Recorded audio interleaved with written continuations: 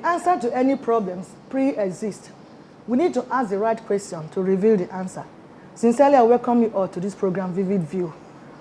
All glory to God. I am Achilles, your host.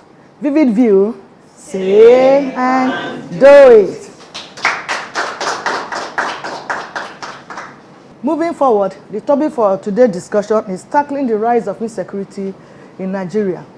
Great people of Nigeria are becoming overwhelmed by the challenges to insecurity, which seems undefeated. Well, the guests will be introduced shortly after this break. Please stay with us. Vivid View, say and do it. Welcome back. In case you're just joining us, the topic again is tackling the rise of insecurity in our nation, Nigeria. And with me in the studio is a well-known face. He is a peak performance consultant. Let's make welcome Dr. Lightop Chikere. Vivid View, say and do it.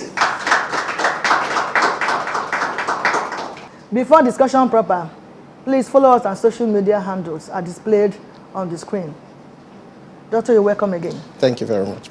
So let's just go straight to discussion for the day without wasting more time. What are your general perspectives? When we talk about tackling the rise of insecurity in Nigeria, first of all, we must understand that when we mention insecurity, it could be viewed from 2 points of view.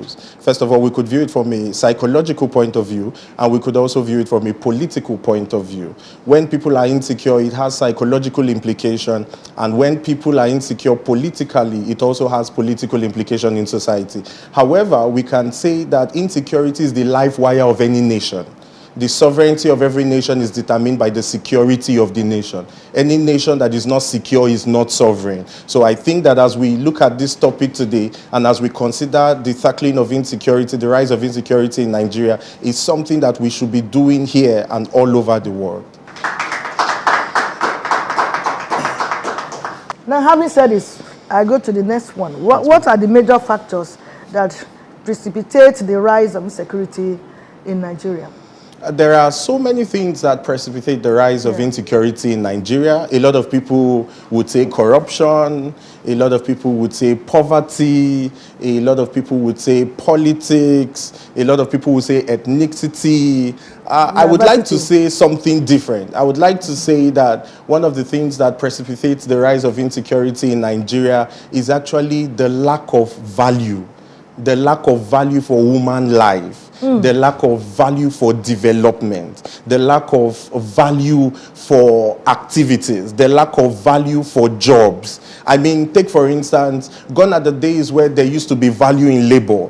Somebody enjoyed going to his office to work. But today, everybody wants to make money within the twinkling of an eye. How do we have value for life when people are willing to kill other people to make money? So the value for human life, the value for value, and the lack of it, I think, is responsible for the increase of insecurity in our dear nation, Nigeria. This is really too sad. Really, really too sad. Yes, ma'am. There are people who want to do a lot of things to their fellow human beings, hurt their fellow human beings just to make money. And sometimes they say it's packaging.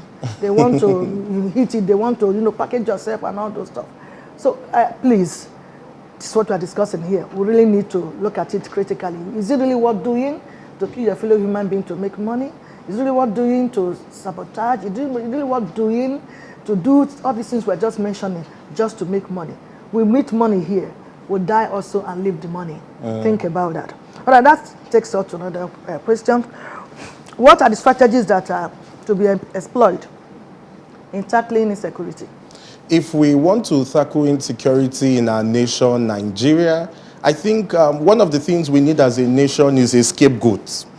I think that as a nation, we don't have a scapegoat yet. The nation has not sued anybody for contributing to insecurity. We almost don't have anybody in jail for doing one or two things, a bias or against insecurity, excuse me, if I may say. So I think as a nation, we need a scapegoat. We need to take somebody to court. And when we're talking about a scapegoat, I should say that we're not just talking about the citizens. We're talking about those persons who should be responsible for the security of the nation per se. For instance, we all know in Nigeria that it is a syndrome that you shouldn't look for the trouble of a soldier.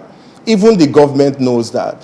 We've seen military personnel slap older men who could be their father because of the uniform that they put on. Who has been court-martialed? Who has been taken to court? Who has been held responsible for any of these things? If we continue to allow these things to fly, we open the doorways to insecurity, because those people who ought to secure us will think that they've become the God in the society, whereas the law is actually supposed to be our God in the society. So first of all, I think that as a nation, we need a scapegoat. And number two, I think that we need reorientation.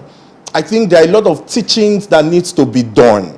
I think there are a lot of education that needs to be done. One of the things I ask myself is, what happened to our orientation organization as a nation? I mean, who is teaching us about the security of our nation? Is that even a curriculum in our school? Do they teach us how to take care of ourselves and take care of our society in curriculum in school? Do we even understand what it means to actually take care of ourselves? Do we value ourselves enough to even want to take care of ourselves and take care of other people? So I think there is actually a need for us to consider a reorientation program that is going to bring to light the need to tackle the rise of insecurity in Nigeria. Thank you so much. When we talk about this insecurity, this is not the first time. I think many other people have said, not only from this platform, yes, ma'am, I've been hammering on it, but we are yet to see the result. Yes, and it's just my belief and prayer that with this discussion that there will be results. Yes, ma'am. There will really be results, so that people will know exactly what to do at any given point in time. Yes, we'll take a break now. Vivid View, say and do it. Welcome back. Tackling the rise of insecurity in Nigeria. Why is insecurity a major challenge that seems undefeated, both to the past and present government? Like you have well noted, and like your question states, the insecurity of our nation, Nigeria, is something that is hundreds of years. Many governments have promised us the increase of security. Many governments have come up with different ways to actually develop the security nature of our country. But unfortunately, at the end of the day, they've ended up not doing anything. And I believe that one of the reasons for which they end up not doing anything is because they know the power of security. They know that if we are secure, it will affect them. They know it will affect their finances. If we have a secure nation that is not being run by politics, we would know when bullion vans are passing by our streets. And because of that, they want to be in charge of security so that these things can move at night. They want to be in charge of security so that they could employ their own kind of security to do the things that they do. In Lagos, for instance, we know that there are a group of people who have been tagged hoodlums, who have been responsible for destroying lives and property. But those people cannot be taken to court because the government have permitted them to be there. Why do we still have agboros on our road? Why do we still have some of these people who are not a blessing to society on our road? It's because the government know that they use them part-time for their own political reasons. So the power of security is one thing I think that has made them not to be interested in tackling the insecurity issue of this nation. Because if they do, they will have to subject themselves to it. And if they subject themselves to it, it's going to affect their political careers, it's going to affect their lives, and it's going to affect everything that concerns them. And point number two, if I may say, I think unfair politics has been the reason.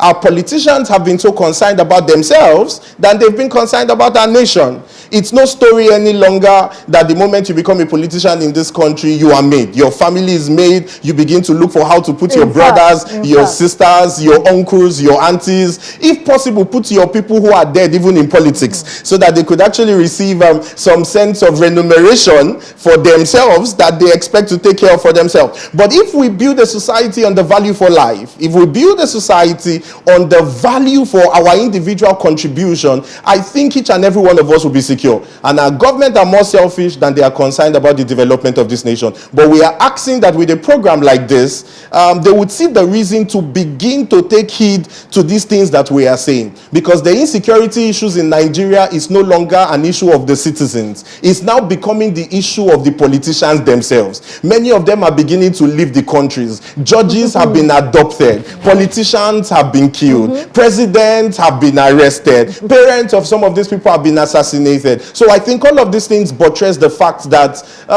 it's not just the masses that are suffering. They themselves are actually suffering. Yeah, the game is changing. Yes, ma, the game is changing. The game is changing hands. And I think, as a matter of fact, our government knows what to do. Yes, ma.